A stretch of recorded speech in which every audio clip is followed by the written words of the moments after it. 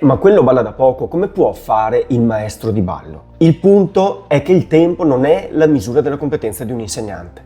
Ci sono persone che in pochi anni capiscono davvero come funziona l'apprendimento, quindi si formano, studiano e vanno alla ricerca degli elementi importanti. E altre che dopo 20 anni di insegnamento ancora non hanno capito come far star bene un allievo in sala. Certo, la competenza tecnica non può mancare.